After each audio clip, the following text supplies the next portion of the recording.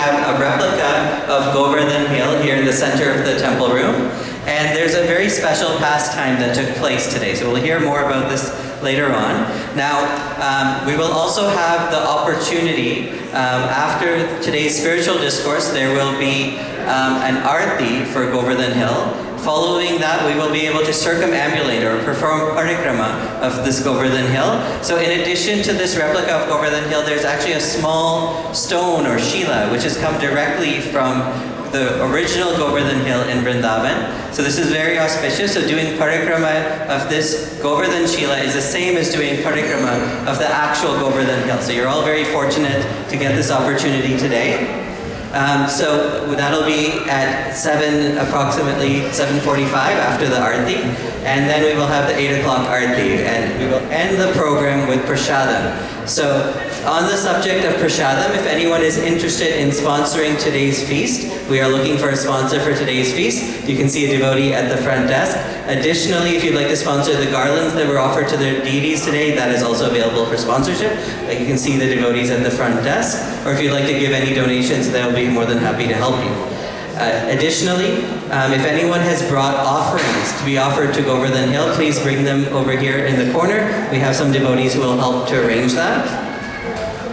Now, the next part of the program is our spiritual discourse, and it is entitled Glorious Giri Govardhan. And it'll be given by Her Grace Minakshi Devi Dasi.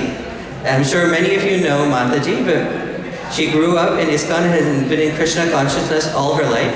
She had the blessings and personal association of Srila Prabhupada as a young child and was initiated in 1978 at a very young age, and is a graduate of computer science from the University of Toronto. She serves in various roles, including leading the Shastradhan program at Iskcon Toronto. She's also part of the North American Mentorship Initiative, Prabhupada Foundation, and Friends of the BBT. So please join me in welcoming Minakshi Devi Dasi.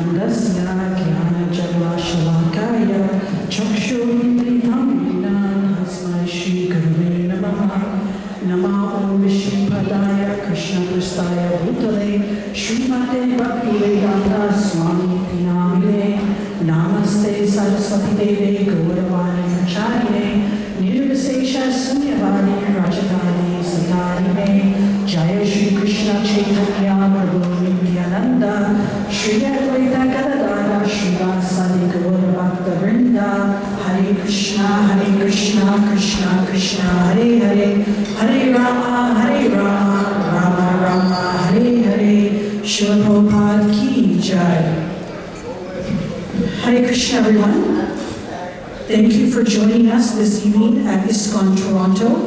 We really appreciate your valuable time.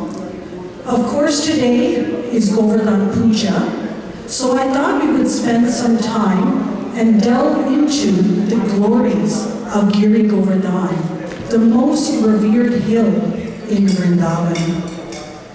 Giri literally means mountain, and Govardhan has two meanings. Go means cows, and Vardhan means nourishment. The other translation is go means senses, and Vardhan means shifting those senses towards Lord Krishna. And this is all facilitated by Giriraj, the Lord himself.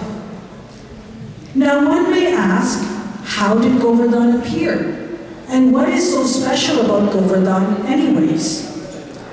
Once, Nanda Maharaj asked his brother Upananda this very same question, that how did Govardhan appear in the land of Vrindavan? And Upananda replied and said that this same question was also asked by King Pandu, the father of the Pandavas, to grandfather Bhishma, and that Bhishma narrated the story from the Garga Samhita. Once, in the supreme abode Goloka Vrindavan, Lord Krishna informed Radharani that she should prepare for their appearance on earth, where they will enact their transcendental pastimes. And Radharani replied that she will only come if Vrajdam, the Yamuna, and Govardhan also appeared there.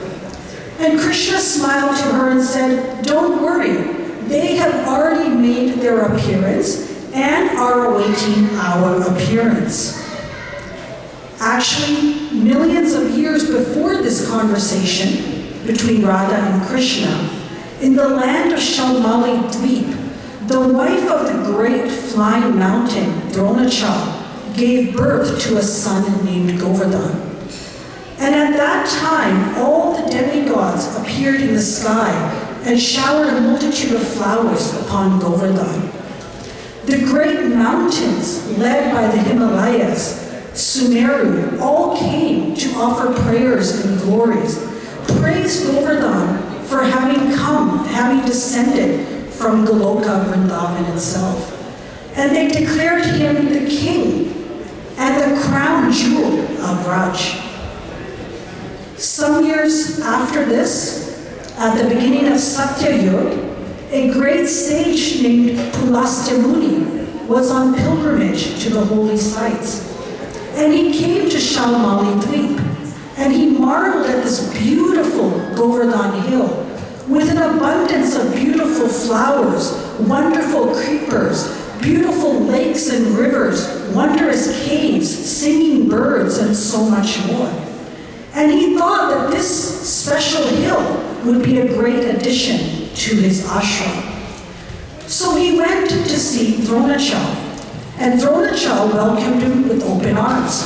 Said, "Please come, what can I do for you? How can I serve you? Please ask for anything." And Pulastya Muni explained that he was from Kashi. He was on pilgrimage to all the holy sites. And although Kashi is so auspicious because Ganga herself is flowing through it, there is no hill like Govardhan there. And so he wanted to take Govardhan to Kashi so he could perform different tapasyas, yagyas, austerities on that hill. Now when Dronachal heard this, his heart broke. He did not want to give up his son, and he said, "Please take me instead." Now you may recall this is very similar to the incident when sage Vishwamitra came to King Dashrath asking for Lord Ramachandra to accompany them to protect the yagyas. And at that time, King Dashrath also said, "No, please take me instead." So similarly, Pulastya Muni said, "No, you just promised me. You must keep your word." Now Govardhan was listening to all this, he was witnessing it, and he did not want Dronachal to be cursed, for Pulastya Muni to get angry So he said, I will agree to go, but on one condition. And that condition was that wherever Govardhan was put down, that is where he would stay. So Pulastamuni readily agreed, no problem. He picked up Govardhan with his right hand and began his journey. Now you can understand what a powerful sage Pulastamuni must have been. But at the same time, it was Govardhan that was allowing himself to be lifted.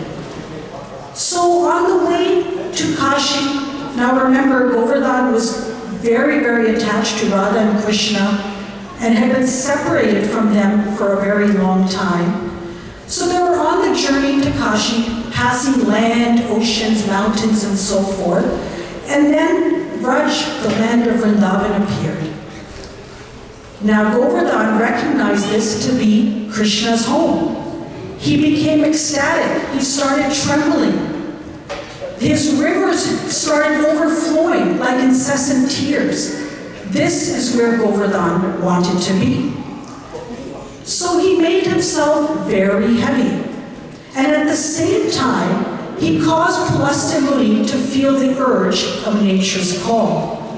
So Pulastamuni put Govardhan hill down without thinking and went to relieve himself. And when he came back to lift Govardhan to resume his journey, Govardhan would not budge. Try as he might with both hands, with all his strength, he could not move Govardhan. So he became frustrated. He said, "Oh great mountain, why are you hesitating to continue our journey?" And Govardhan said, "Oh sage, this is no fault on my part. We had an agreement. Wherever you put me down is where I shall stay. Now I will never move from this place." Pulastamuni became very angry. Surely nature's call should not count, right? Yet a pact was a pact. However, in great anger, he cursed Govardhan that you will shrink by one mustard seed every single day until you are no longer. But Govardhan didn't mind this. He was all right with this. Why? Because he knew that in the future, Krishna would appear and Govardhan will be an integral part of Krishna's pastimes. Now at that time, at the beginning of Satya Yuga, Govardhan was an astonishing 115 kilometers long, 72 kilometers wide, and 29 kilometers tall. Now Govardhan is only about 80 feet tall, and it is stated that after 10,000 years, Govardhan will completely disappear because Kali Yuga will have taken full effect. However, until Govardhan and Yamuna remain manifest on this earth, Kali Yuga will not take its full effect. Now, of course, one may think, who can really curse Govardhan, right? The Acharyas explain that actually the reason that Govardhan is shrinking is from intense separation from Radha and Krishna. First, he was standing tall, but when Radharani and Krishna finished their pastimes and went away, he sat down, sad and fatigued. And now he is practically lying down, where you can only see Radha Kund and Sham Kund, which are considered his eyes, and a bit of his forehead. Now there is another part of Govardhan's history that is very interesting. In the Adi Varaha Purana, it describes that in Treta Yuga, when the monkey army was helping Lord Ram build a bridge to Lanka, Hanuman, on the 5th day of construction, went to take Govardhan to bring him to help build the bridge. However, on that great journey, the monkey army informed Hanuman that the bridge was completed. It's been fully constructed. There is no need for Govardhan. And when Govardhan heard this, he became distraught. He started crying. And when Lord Ram heard of Govardhan's heartbreak, he stated not to worry, that when Krishna comes in Dwarpa Yuga, Govardhan will fully serve Krishna in his pastimes. So we can understand that Giri Govardhan is very special, right? Would you say? Yes. Some say that Giri Govardhan is Krishna, and some say he's a servant of Krishna. So what do you think? Is he Hari? Okay. Is he Hari Das? Okay. Does anyone think that Govardhan is both? Good. Yes. Govardhan is simultaneously Krishna and the topmost devotee of Krishna. He is the greatest devotee of Lord Krishna, and he is non-different than Krishna himself. Just like Lord Chaitanya Mahaprabhu is Krishna, and he is a devotee of Krishna. Like Chaitanya, Giri Govardhan is the Lord, but he imbibes the mood of the servant of the Lord. And the Shastras tell us that this is so.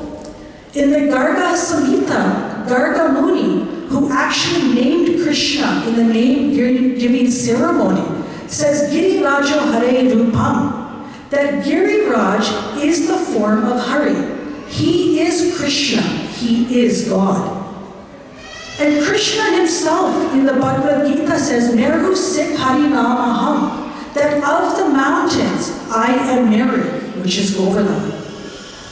And at the time of the Anukut ceremony, Krishna assumed a huge form and proceeded to eat all the offerings and said, I am this great mountain, Govardhan. Thus proving to the residents and to all of us that Govardhan is Krishna.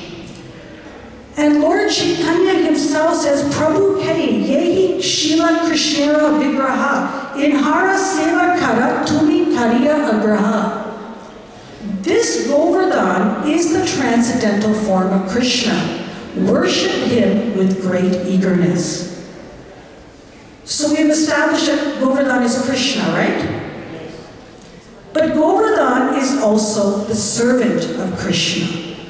Sanatana Goswami states, I bow down before you because you are not just the servant of the Lord, but you are the very best of servants. Raghunath Das Goswami says, you are the best of Lord Hari's servants, and he describes how Srimati Radharani herself personally speaks the nectarian names and glories of Govardhan from her mouth.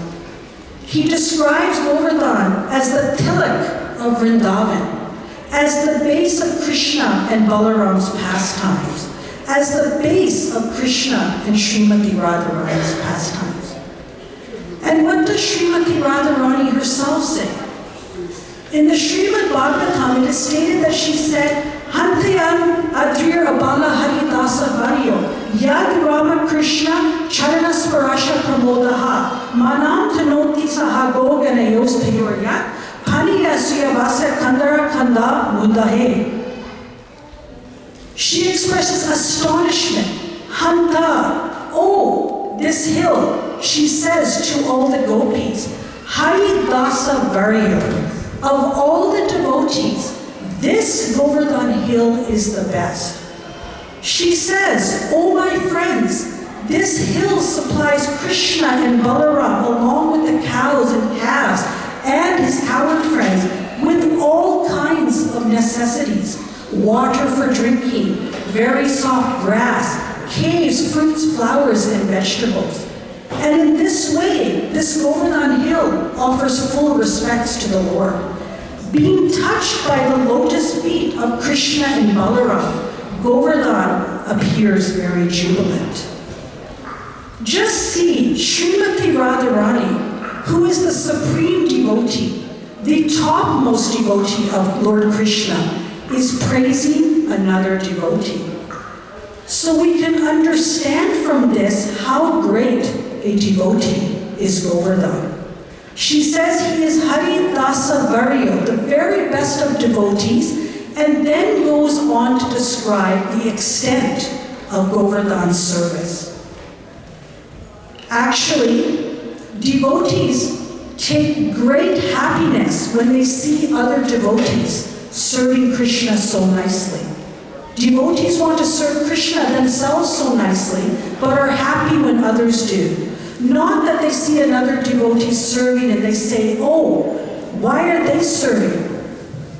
Why are they doing better than me? What will people say? They'll recognize them instead. Devotees don't become envious and jealous of others and try to obstruct others' service, but rather become happy when they see more devotees serving the Lord nicely.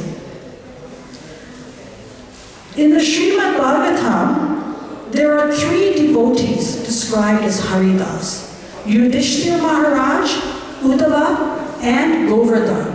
And only Govardhan is described as Haridasa Varya, the best of Haridasas. Yudhishthira Maharaj was an advisor, a friend, a servant to Lord Krishna. Uddhava was also an advisor and a friend, but he also had the most wonderful service of being a messenger between Krishna and Radharani.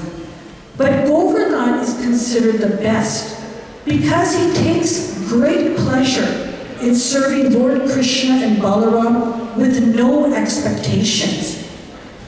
Krishna used Govardhan to subdue Indra, and only Govardhan, not a plethora of other helpers. Indeed, many of us take shelter of Radha and Krishna, but in this pastime, Radha and Krishna took shelter of Govardhan. And actually, either perspective is auspicious. If you worship Govardhan as Krishna, that is wonderful. If you worship Govardhan as the devotee of Krishna, that is wonderful as well, but it is considered even more wonderful. Because Krishna states that if one claims to be a devotee of just Krishna, then he is not actually Krishna's devotee. But if one declares that he is the devotee of Krishna's devotees, then he is Krishna's devotee. Das Anudas. In the Srimad Bhagavatam, it is described that if one worships Krishna in the deity form, but does not respect or behave properly with devotees of Krishna, then he is considered a prakrata bhakta, a materialistic devotee, a devotee on a lower platform. So we should be very careful that yes, we should be serving Krishna, but we should not be disregarding or disrespecting or doing wrong things to devotees because it cuts our bhakti. So Govardhan served the Lord in so many ways. Even before the pastime with Lord Indra, Krishna and Balaram, the cowherd boys, they would play on the hills. They would herd the cows and the calves. And Govardhan, in his humble disposition, would take great pleasure in the Lord literally stepping on his hills. And not only the Lord, but the Lord's devotees were stepping on his hills. This is also very important for us to understand from the instruction in the Shastras that we should be humble, more humble than a blade of grass. Trinad api sunichena. Govardhan served the Lord by providing a place to sit, a place to frolic in the spacious fields, a place to swim, a place to get shelter from the heat by being under the trees of the hill, to play hide and seek in the caves, to quench their thirst from the rivers flowing through Govardhan. Krishna would drink the honey that was dripping from the trees on Govardhan Hill. The gopis would collect this honey in golden pots, and Krishna and Radharani would partake in great enjoyment. Now one may say, and he served Krishna and Radharani and the gopis in so many ways. Krishna would attract the gopis and Radharani with his flute. He would would extract a toll from Radharani and the gopis when they tried to cross Govardhan. He would disguise himself as a boatman when they wanted to hire a boat to cross Minakshi Ganga. So many different activities in Vrindavan that were facilitated by the great Giri Govardhan. Now one may say that, okay, Govardhan is Krishna, but why do we worship Krishna in this mountain form of Govardhan when we can worship him in the deity form? Well, this precedent of worshiping Govardhan was set by Lord Krishna himself. Many of you already know this pastime, but devotees take great pleasure in hearing and relishing these pastimes again and again. So as we know, once Krishna saw Nanda Maharaj and the coward men preparing an elaborate sacrifice with so many different offerings, so much paraphernalia, and so on. And so Krishna inquired that, oh, why are you doing this? For what purpose is this? What do you wish to accomplish? And Nanda Maharaj thought, Krishna's just a little boy, he's just a child, he's only 7 years old. What will he understand? Krishna, of course, knew everything, but he was inquiring so that he could enact his next pastime. So with clever words, he inquired and said that actually, you should explain what is going on. What is this activity for? That we should not just do it based on tradition and faith. That one should know what one is doing and not just do it blindly. And things should be discussed, explained, and then proceeded with. And what Krishna states holds true today. Srila Prabhupada painstakingly brought this Vedic philosophy to us, explained the practice of Bhakti Yoga, that why it is that we do what we do, not that we blindly follow. We have a book called The Science of Self-Realization. It's titled The Science, so that we understand the Shastras from time immemorial. Because if we don't understand the reasoning, and you see this, that people are falling away from the practice of religion because they don't have the information and the reasoning. Now, Nanda Maharaj became convinced, so he explained that they're doing the sacrifice for Lord Indra because Lord Indra provides the rain, which then helps the grasses to grow, and then the cows are nourished, and there's economic development, and they can practice their religious duties. But Krishna's intent was to smash the false pride that had arisen in Lord Indra.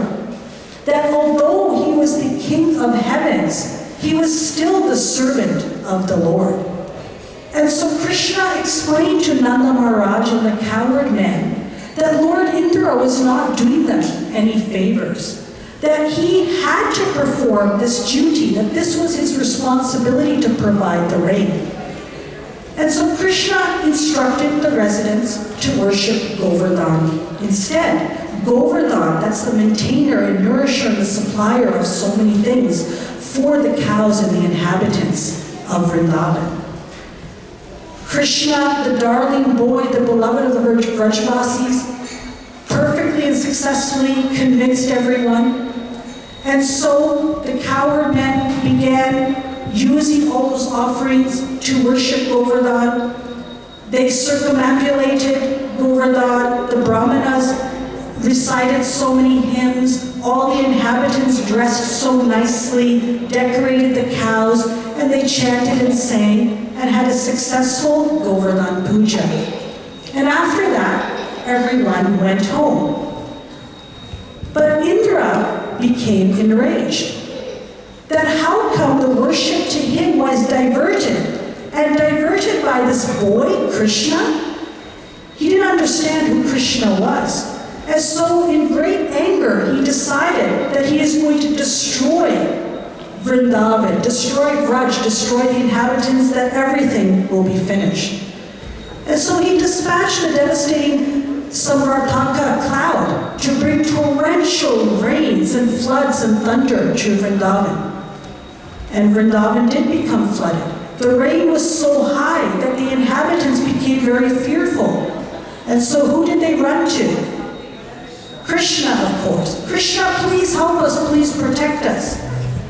Now Krishna first thought that I could kill Indra for his arrogance. But then he reconsidered and said, I will make him humble instead, free him from his false pride. And so he rather picked up Govardhan with the pinky of his left hand, just like a giant umbrella. And all the residents, all the animals, all the cows, everyone came under Govardhan.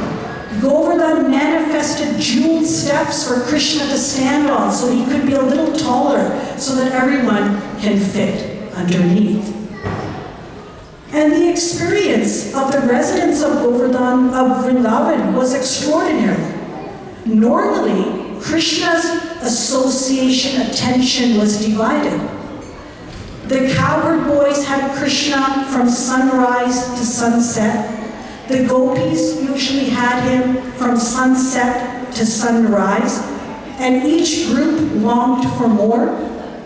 The gopas would pray to Chandradev, please rise a little later so we can have some more time with Krishna. And the gopis prayed, please Suryadev, rise a little later, we want more time with Krishna. But of course that couldn't really happen with the cycle of day and night. Mother Yashoda and Nand Maharaj only had his association briefly in the mornings for breakfast and in the evenings. So each group was suffering from separation from Krishna at one time or another. But when Indra sent this deluge of rain, something wonderful happened. For 7 days and 7 nights, everyone was together under Govardhan Hill. Everyone had Krishna's association all at once. And not only that, there was an abundance of everything, juices, fruits, edible products, anything anyone could wish for. In fact, the residents were enjoying under Govardhan more than ordinary life in Vrindavan. And during these 7 days and 7 nights, different rasas played in different wonderful ways. The cowherd boys would joke with Krishna that, oh, Govardhan is not that heavy, we could hold him up. Madhubangal said, I'm actually holding him up. And Krishna was reciprocating with jokes as well, friendly banter. And the gopis were staring openly with awe and love to Krishna. In normal due course, they would be hiding and be very shy behind trees and such because people would talk, what's going on. But here, everyone was together. They could stare. And what was Krishna doing? He was also gazing back with love and affection to the gopis and Radharani. And when that happened, his finger began trembling. And Govardhan began wobbling. And everyone became fearful. The cowherd boys would take sticks and try to hold up Govardhan, thinking they were helping so that Govardhan would not fall. And Mother Yashoda, seeing Krishna's hand shaking, said, my little boy is holding up such a heavy mountain, and he has not even eaten anything. And so she looked at Govardhan and threatened him that if you become any heavier, I shall burn you with my motherly gaze. And Govardhan, kind of to appease her, just floated a little bit above Krishna's finger. Finally, Indra realized his mistake. He had the rain subside, and on the advice of Brahma, he brought the divine cow Surabi with him and did a grand abhishek for Krishna, declaring him Govinda, the lover of the cows. And he asked for forgiveness through 7 wonderful verses of prayers. And that was the pastime of Govardhan Puja. Now, the exalted position of Giri Govardhan is shown to us repeatedly by Lord Krishna, by the Acharyas, by the Goswamis, by Lord Chaitanya, and by Srila Prabhupada. Srila Prabhupada himself set the example of how we should revere Govardhan. That even in 1977, when he was so frail, so weak in health, he wanted to do Govardhan Parikrama. But the devotees were very scared. They said, Prabhupada, this is too dangerous, please don't. And so he relented. But because of the concern and the love of his devotees, but we can see from his desire how important Govardhan is, no matter what stage of life we're in. And Lord Chaitanya, in the mood of Srimati Radharani, would worship Govardhan Shila, a piece of Govardhan Hill. He would press the Shila to his chest, and he would cry and cry, bathing the Shila in his tears. And he would repeatedly press Shila to his chest, so much so that his thumbprint was permanently embedded in the Shila. He later gave the Shila to Raghunath Das Goswami, along with a Kunjamala. And he declared that this Shila is Krishna, and this Kunjamala represents Radharani. And when Lord Chaitanya left this planet, Raghunath Das Goswami became so despondent that he considered throwing himself from the peak of Govardhan. And Sanatana Goswami stopped him and said, no, you were given by Mahaprabhu the Shila, so therefore you must remain at Govardhan. And you were given this Kunjmala, so you must remain at Radhakund. And you should recite the glories and teachings of Lord Chaitanya Mahaprabhu. And Raghunath Das Goswami obeyed this. And so every day, for hours on end, he would recite the glories of Lord Chaitanya. And incidentally, who was listening to these talks? None other than Krishna Das Kaviraj Goswami, who compiled them into the 11,555 verses of the Sri Chaitanya Charitamrita. So we ourselves should take to heart the importance of Giri Govardhan, the glories of Giri Govardhan. And we should worship Giri Govardhan, whether as Krishna or as the greatest devotee of Krishna. We should understand the importance of serving Lord Krishna in all his forms and serving his devotees.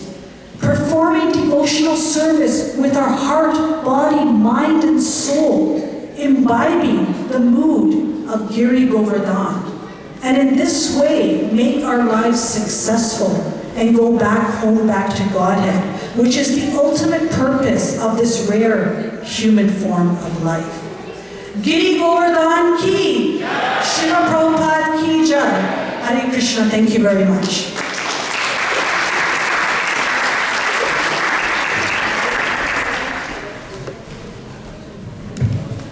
Hare Krishna. So we have a few people to thank for today's program. So to start with our cooks, we have Radhika Raman Prabhu and Sadhana Bhakti Mataji who have cooked today's feast. And we'd also like to thank Puja Mataji who did these beautiful decorations for Diwali. And of course, we need to thank our Pujari team. I know the altar is closed right now, but the lordships were very beautifully decorated. If you missed the darshan, if you came a little late, you can join our WhatsApp group to see the daily darshan posted by our head Pujari Brahma Prabhu.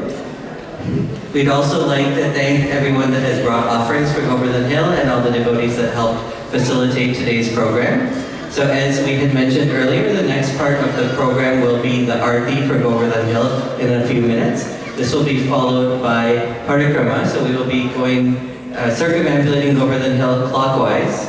So just because we are a medium-sized crowd today, so we should be able to accommodate everybody doing parikrama, but we ask everyone to just be cooperative, and after you've completed your parikrama, to move to the side so other devotees can complete. And then following that, we have the 8 o'clock Aarti, and we will be singing the Damodar Ashtakam prayers again at that time. So just, we are a few minutes ahead of schedule. So while we're getting ready for the Aarti, we will have some kirtan.